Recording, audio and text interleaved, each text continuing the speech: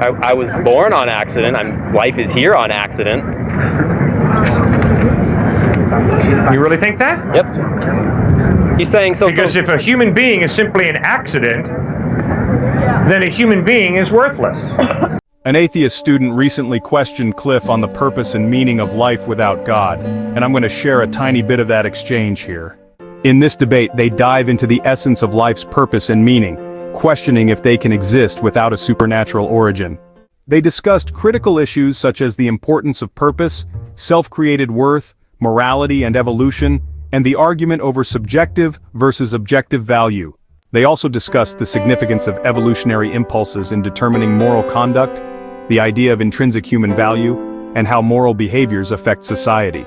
Later, we'll provide some useful information that back up the ideas mentioned, indicating that these ideas are not just thought-provoking, but also grounded in deeper realities.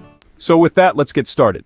And don't forget to like, subscribe, and click the notification bell to keep up with our latest videos. Why does there have to be purpose?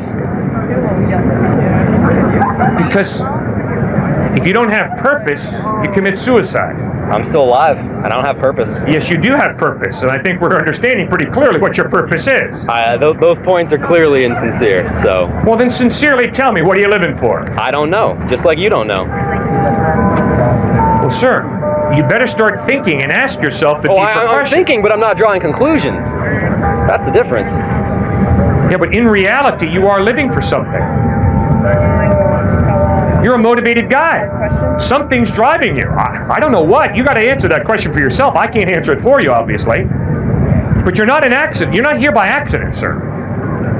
You didn't just show up here one day and the University of Arizona said, wow, you can matriculate here. We think you're neat. You're pretty motivated. I was born on accident. Life is here on accident. You really think that? Yep. Then why is a human being valuable for all accidents? Why not? Are you saying so? Because if a human being is simply an accident, then a human being is worthless. That's a bad argument. Yeah. You're assuming that because something is random, it's inherently worthless. No. Why? How do you connect the two premises?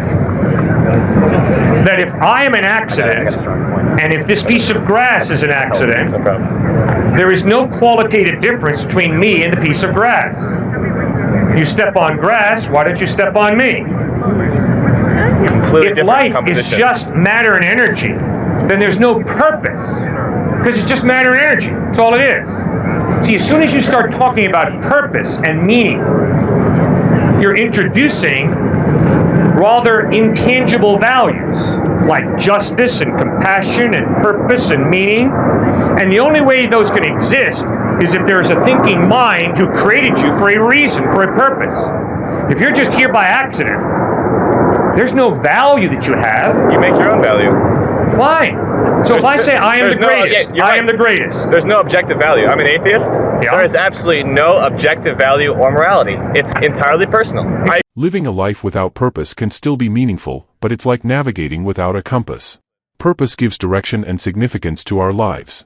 While individuals can create their own purpose and meaning, this approach can be challenging and subjective. In today's society, we see examples like the LGBTQ and transgender movement, where individuals are defining their own truth and morality. However, this raises questions about the stability and universality of such self-created values. For those who don't believe in God, purpose can still be found in human connections, personal achievements, and contributing to the greater good. God's love and purpose are available to all, even if they're not recognized.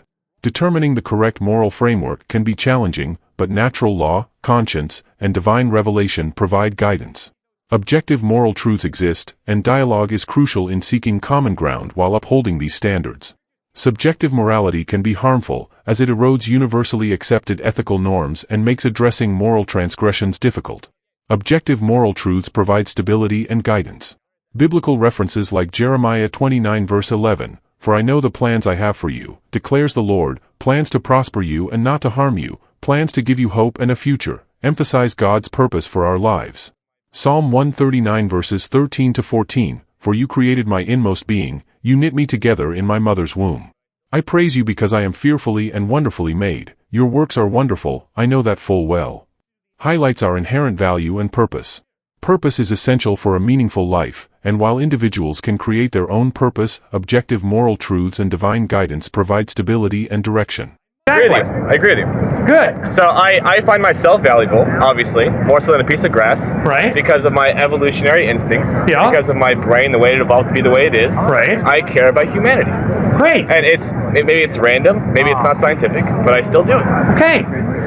But if what you say is true, then if you choose to do the opposite of whatever you choose to do, you have to acknowledge that's just as valid.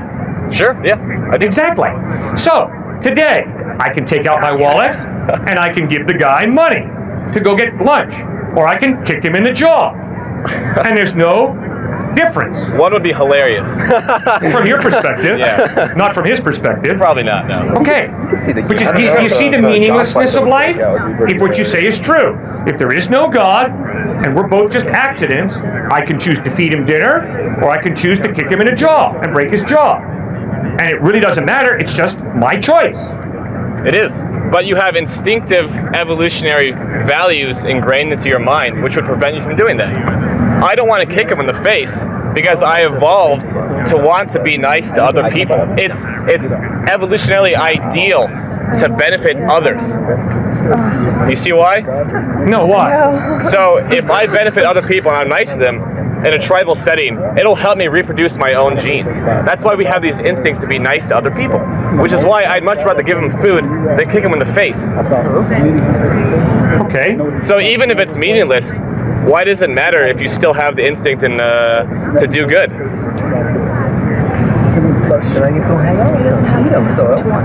If I have 60 to 80 years on this planet, and then I become fertilizer, I want it as many of the good times as I can.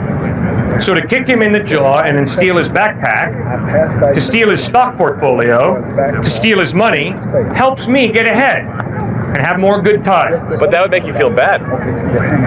Even though I want my life to be as awesome as possible, because I'm just going to die and become fertilizer, as you say, I want to feel good. And kicking people in the face will not make me feel good. It'll make me feel bad because of my evolutionary instincts.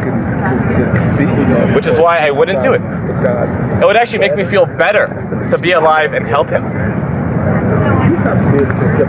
How strong are those feelings of yours? Pretty strong. I mean, how do you measure emotion? Good. Well, if those intangible feelings are so strong and so real, then don't you think you should ask the question, are they real? Or are they just a biological drive? Couldn't they be both? Okay, fine. But there's at least part of them that's not a biological drive. How so? Because they're a feeling that you cannot scientifically prove. You can't analyze it in a test tube. Maybe in the future we could. You can analyze brain patterns. You can analyze brain patterns. You can look at a brain, look at its chemical composition, and tell if that brain is happy, sad, frustrated, or whatever. There's a correlating chemical composition to every emotion in your brain. So how is it not purely biological? There's an intangible value of love and justice that you have grabbed onto when you say, if I were to kick him in the jaw, I would feel bad. Why is that intangible value of justice, compassion, so meaningful to you, so important to you, so real, in light of the fact that it's intangible? Well, because of my evolutionary instincts, once again. I've been programmed to feel that kicking people in the face randomly is a bad thing. Okay, then if I kick him in the jaw and tell you that that's what my biological instinct is, I would say you probably have bad genes, or that there's something like you probably have some sort of disorder. Where do you get off telling me that your genes are good and mine are bad?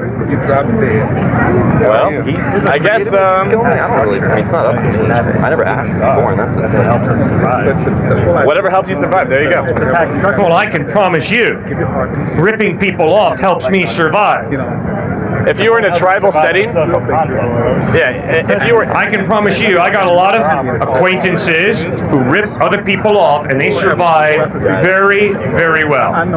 but in a tribal setting, if I was living with a bunch of people and I just ripped off everyone in my tribe, I'd probably get kicked out or killed. So it's not ideal or beneficial to me at all. Yeah, stupid people get caught when they steal. Smart people don't get caught. No, it's purely selfish. No, I'll be honest. Thank you. No, listen. I don't want to steal because I don't want people to steal from me. If I start stealing and I set the precedent that it's okay, people will start stealing from me. And it's much more beneficial to have everyone just not steal from each other. It's purely selfish, but something good still results from it. I'll be back. The lunch special is going to end, but I'll be back. All right, man. Good to see you. Rational self-interest. All right, if any of you tell me that the reason you don't steal is because you know that society would fall apart if we all stole, I am very suspicious. I doubt very seriously that you refuse to cheat on an exam because you sit there in the class and you say, wow, if I cheat on this exam, it's not going to benefit society. But if I do this exam honestly, it'll help society. As I reflected on this conversation with the atheist student, I realized that the discussion centered around the idea of purpose, meaning, and morality without God. The atheist argued that individuals can create their own purpose and meaning, and that evolution explains our moral instincts. However, I believe that these arguments have significant gaps in logic. Firstly, the idea that purpose is not essential for a meaningful life is concerning. Without purpose, life can become aimless and lead to existential despair. While individuals can create their own purpose, this approach can be subjective and fleeting. In contrast, a divine creator provides an objective and eternal purpose for human existence. From a Christian perspective, purpose is essential for a meaningful life. The Bible teaches that God has a plan for each of us, Jeremiah 29 verse 11. This divine purpose provides direction and fulfillment, helping us understand our place in the universe. Without this sense of purpose, life can feel aimless and devoid of deeper meaning. However, many people who don't believe in God still find meaning through relationships, personal achievements, and contributing to society. While these can provide a sense of fulfillment, they often lack the consistency and overarching narrative that a divine purpose offers. For example, an individual might find temporary meaning in career success, but what happens when they lose their job or retire? A purpose grounded in God remains steadfast through all of life's changes. Regarding self-created value, the example of the LGBTQ and transgender movement highlights the challenges of making our own truth and morality. While individuals have the right to self-identify, this approach can lead to a subjective and ever-changing moral landscape. In contrast, a divine creator provides an objective moral framework that transcends human opinions. The re-evaluation of evolution theory by some scientists raises questions about its relevance in explaining life in the universe. Even if evolution is true, it struggles to explain the morality we have today. Evolutionary instincts may promote survival and social cohesion, but they cannot account for intangible values like justice and compassion. These values point to a higher purpose and a divine creator. The atheist student argued that morality is subjective and personal without a divine creator. However, this approach leads to moral relativism, where right and wrong are determined by individual preferences. In contrast, a divine creator provides an objective moral standard that applies to all humans. The discussion also touched on the concept of inherent human value. If humans are accidents, they lack inherent value, but if value is self-assigned, it becomes subjective. In contrast, a divine creator assigns inherent value to humans, distinguishing them from other forms of life. Evolutionary instincts may guide moral behavior, but they are insufficient to ensure moral actions. Intangible values like justice and compassion cannot be reduced to biological drives alone. Instead, they point to a higher purpose and a divine creator. While the atheist student raised important questions, their arguments have significant gaps in logic. Purpose is essential for a meaningful life, and a divine creator provides an objective moral framework. Evolutionary theory has limitations in explaining morality, and intangible values point to a higher purpose. I hope this response has helped to address the atheist student's concerns and highlighted the truth about God and Christianity.